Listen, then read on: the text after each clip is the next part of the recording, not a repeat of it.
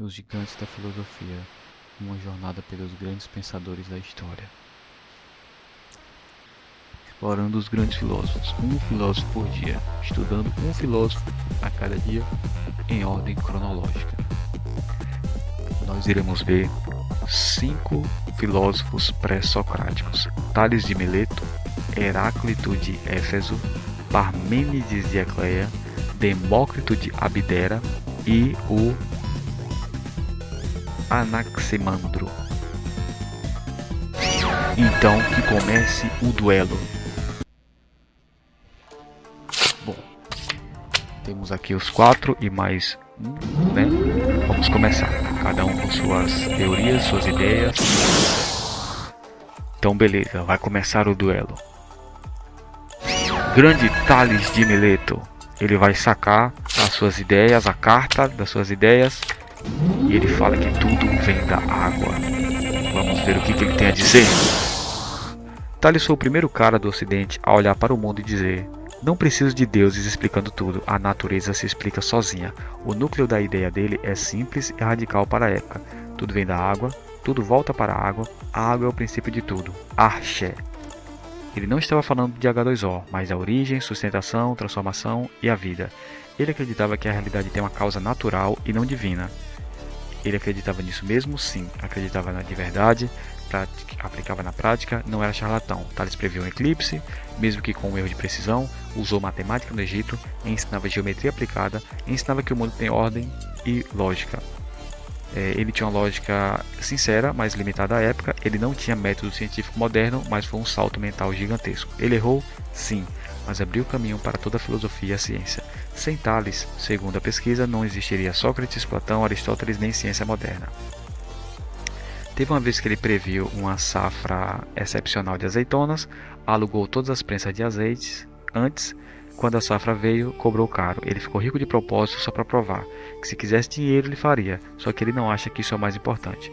Isso mostra inteligência prática, visão econômica, desprezo consciente pela ganância. Contribuições reais, introduzir geometria ao mundo grego, medir pirâmides pelas sombras, calcular distâncias no mar, criar a ideia de prova lógica e não mito. Ou seja, ele era um cara que... vocês acham que tudo é Deus? Espera aí, eu acho que fez algum sentido aqui, uma lógica, uma ciência, uma física, uma natureza, sem botar deuses para explicar tudo. Beleza. E agora nós iremos falar do Parmênides, grande Parmênides. Vamos lá, ele vai sacar a carta dele, qual será? Qual será? Chegou Parmênides de Ecleia, grande Parmênides. Parmênides defendeu uma das ideias mais desconfortáveis da história da filosofia. A mudança é uma ilusão. O ser é único, eterno, imóvel e imutável. Para ele nada nasce, nada morre, nada muda de verdade. Tudo que vemos mudar é engano dos sentidos. Segundo ele, o caminho confiável é a razão pura e não a experiência, porque a experiência tem a ver com seus sentidos e tudo que você experiencia está errado. É uma ideia meio estranha, né? Ele acreditava nisso profundamente, veio de acordo com isso, não era louco nem troll. Ele não estava brincando, ele achava que confiar nos sentidos é cair no erro, então você tinha que confiar na tal razão, que aí sim seria tocar a verdade. Lógica sincera, mas extremamente radical, coerente até um certo limite, em choque total com o mundo real. Não era ego vazio, era obsessão coerente por uma lógica absoluta, segundo algumas pessoas, né? Enquanto Tales dizia tudo vem da água, Anaximandro falava do indefinido e Heráclito dizia tudo muda, ou seja, todo mundo explicando a mudança, Parmênides olha para isso e fala: se tudo muda o tempo todo, então nada é confiável. Como podemos falar de verdade se tudo muda? Então, o não ser não existe. Deixa de ser o que era, vira algo que não era. Se algo muda, deixa de ser o que era, vira algo que não era, aí vem o choque lógico dele. O não ser não existe. Se o não ser não existe, nada pode surgir do nada, nada pode deixar de ser. Então a mudança ela é impossível. Beleza, agora temos o próximo. O próximo é o nosso... Vamos lá. É o nosso Heráclito de Éfeso. Ele vai sacar a carta dele. Vamos lá, fique à vontade. Chegou. Vamos lá. Ele defendeu a ideia mais incompatível possível com Parmênides. Tudo muda, Nada permanece, a realidade é fluxo. A famosa síntese, mesmo não literal. Você não entra duas vezes no mesmo rio, porque o rio muda, você muda, o momento muda, o ser é devir. E o motor de tudo isso? Conflito, tensão, oposição. Para Heráclito, guerra gera ordem, conflito gera equilíbrio, estabilidade é ilusão. Ele acreditava nisso? Sim. Viveu de forma coerente, pagou o preço social por isso. Ele desprezava o senso comum e desconfiava da maioria das pessoas. Lógica sincera profunda, não matemática, coerente com a realidade observada, difícil, simbólica, propositalmente obscura. Lembrando que, segundo algumas pesquisas, alguns filósofos antigos gostavam de falar difícil de propósito, para ficar mais difícil a compreensão e tal. Não sei se ele foi um dos fundadores disso, se ele tem alguma coisa a ver com isso, ou só seguiu o que estavam as pessoas fazendo. Na pesquisa profunda iremos verificar com maior atenção a isso. Heráclito nasce em Éfeso, cidade rica, poderosa e politicamente instável. Ele vive num mundo cheio de guerras constantes, disputas políticas e mudanças sociais rápidas. É o oposto à busca por estabilidade. Enquanto Parmênides busca a certeza absoluta, Heráclito aceita o caos como estrutura. O problema central de Heráclito foi: por que insistimos em fingir que todo mundo é estável se tudo muda? Ele percebe que tudo nasce e morre, tudo cresce e decai, tudo se transforma. Negar isso é negar a própria realidade. Então a solução dele foi revolucionária: aceitar a mudança como essência da realidade. Não é bagunça. Mas não é bagunça, existe uma ordem invisível, um logos, a lei racional do universo, a lógica do caos, a harmonia dos opostos. O mundo muda, mas não muda aleatoriamente. Por fim, ele botava o fogo como princípio. Tudo é fogo. Não literal, o fogo simboliza transformações, movimento, consumo e criação. O fogo nunca é o mesmo, mas continua sendo fogo. Então beleza, o Parmênides, ele meio que simboliza o gelo, porque ele fala que as coisas tem que ser paradas, e o Heráclito, já que ele fala do fogo e da transformação, então ele seria simbolizado pelo fogo. Então vamos para o grande próximo, o Demócrito. Vamos lá falar do Demócrito agora. Grande Demócrito de Abdera. Ideia cerne do pensamento dele. Demócrito disse algo que parece óbvio hoje, mas era um absurdo na antiguidade, segundo a pesquisa. Tudo é feito de átomos e vazios, nada mais. Sem deuses movendo coisas, sem finalidade mística, sem propósito cósmico escondido. Só matéria em movimento, obedecendo leis naturais. Para Demócrito, tudo que existe é matéria, a alma é matéria, pensamentos são movimentos e o mundo não tem intenção.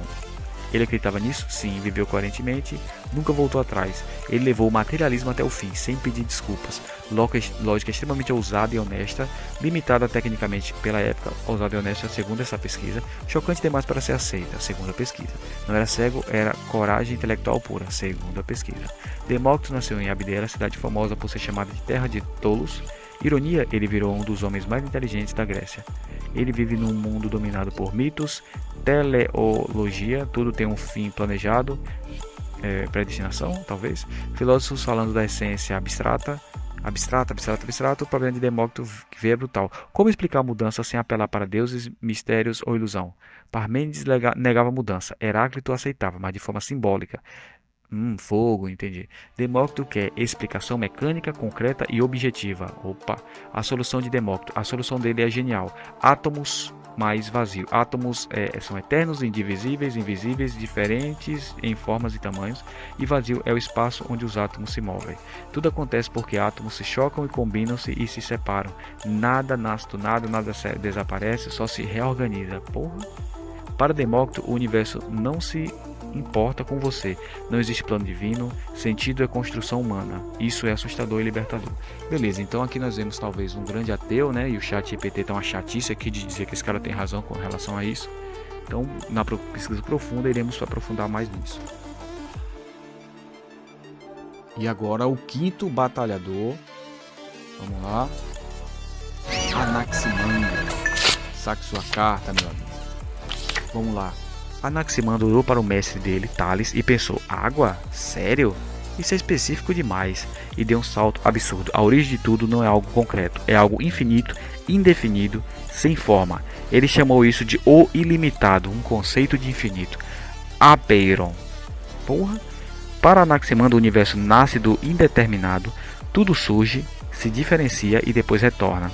não existe um elemento básico, visível, como água, fogo, etc. Ele acreditava mesmo nisso? Sim, foi além do mestre, criou um conceito totalmente novo. Lógica sincera muito mais abstrata que Tales, mais próxima da ciência moderna, difícil de imaginar. Ele não escolheu um elemento, ele criou um conceito, esse é o salto. Então beleza, Anaximandro vive em Mileto, mesma cidade de Tales, um lugar com comércio forte, contato com outras culturas, conhecimento prático, mapas, navegação, matemática. Ele aprende com Tales, mas não aceita tudo, ele começa a questionar o próprio professor. O problema que ele vê é direto. Se tudo vem de uma coisa específica, tipo água, como surgem coisas opostas, caralho? Exemplo, fogo, oposto da água, seco, úmido, quente, frio. Se tudo fosse água, como o fogo existiria? Isso quebra a teoria de Tales, segundo a pesquisa. E segundo talvez esse pensador. A solução de Anaximandro, a solução dele é genial. A origem não pode ser algo definido, tem que ser algo infinito e neutro. Surge o Apeiron. O Apeiron é infinito, sem forma, sem começo, sem fim, fonte de tudo, funciona assim. O Apeiron gera opostos, quente, frio, seco e úmido. Esses opostos entram em conflito, o mundo nasce desse conflito e tudo um dia volta ao Apeiron. Parece filosofia, mas já é quase física teórica primitiva. Era viagem? Não. Anaximandro estava sendo mais lógico do que Tales. Ele percebeu que escolher um elemento específico gera contradição, então a origem precisa ser mais abstrata. Ele troca coisa por princípio. Legal. Então, vamos lá.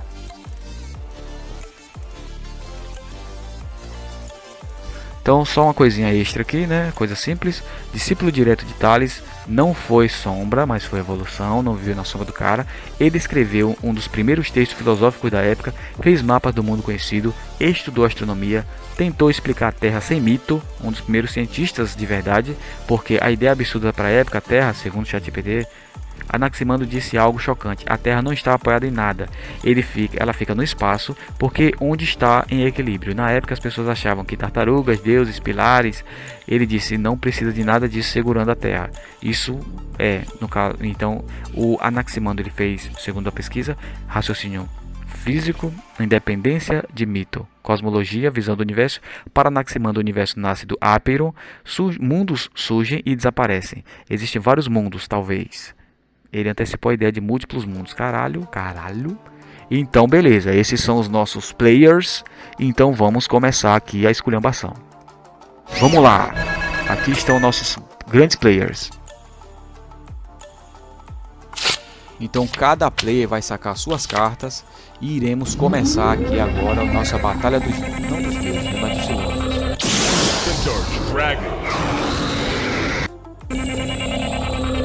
Então, beleza.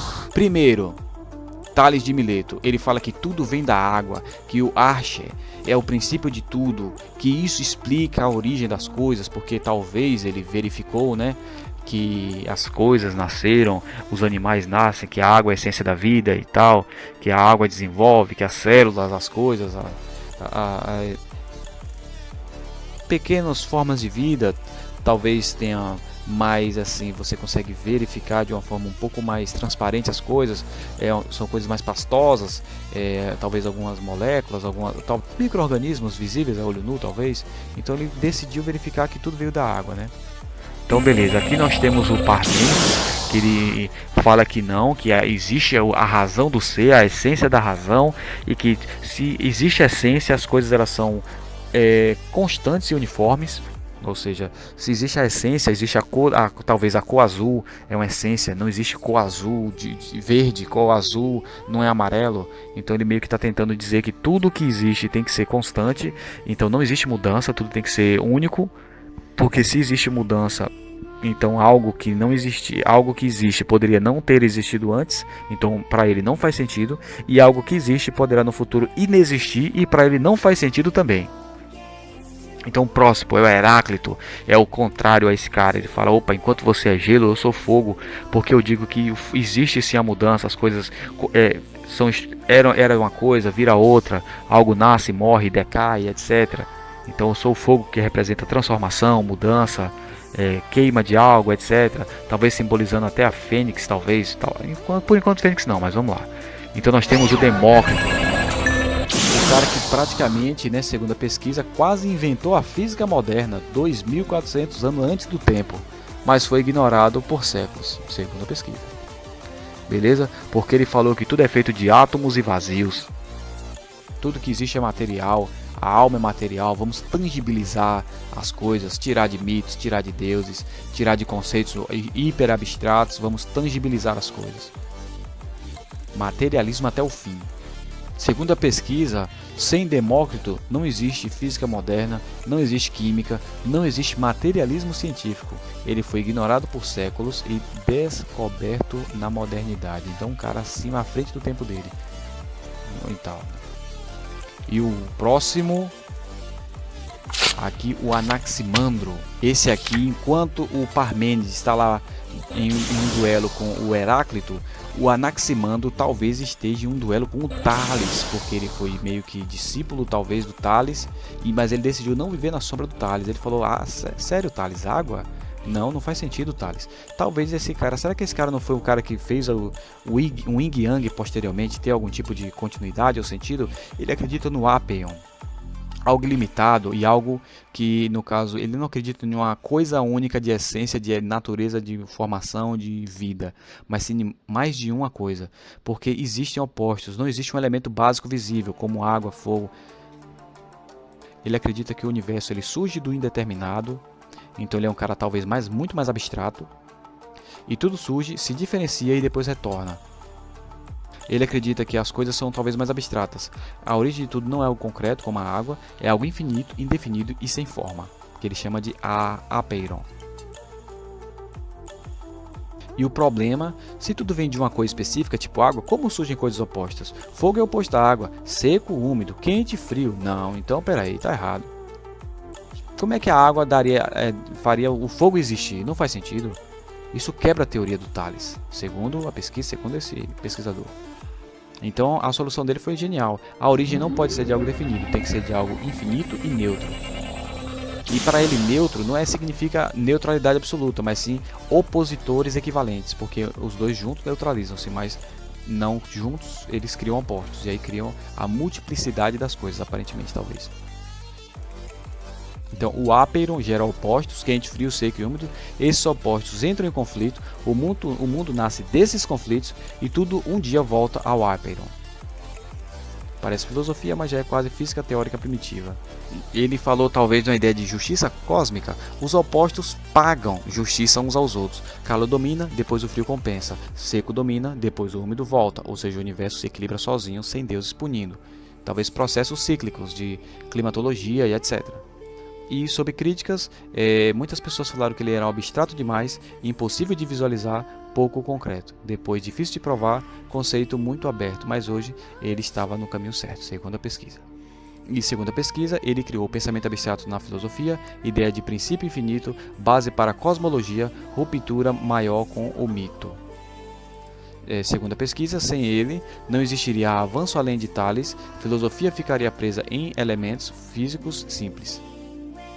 Então beleza, então nós temos o Anaximandro brigando com Tales de Mileto. E também nós temos o Parmênides duelando com o Heráclito. O Parmênides dizendo que tudo não muda e o Heráclito dizendo que tudo muda. O gelo contra o fogo. E aqui está o nosso cenário de batalha. Obrigado a todos e estaremos com o próximo vídeo daqui a pouco. Obrigado a todos e se inscreva no canal, deixe seu like, faça seus comentários e peça seus novos vídeos. Obrigado a todos, vou ficando por aqui. Nós nos vemos na próxima batalha.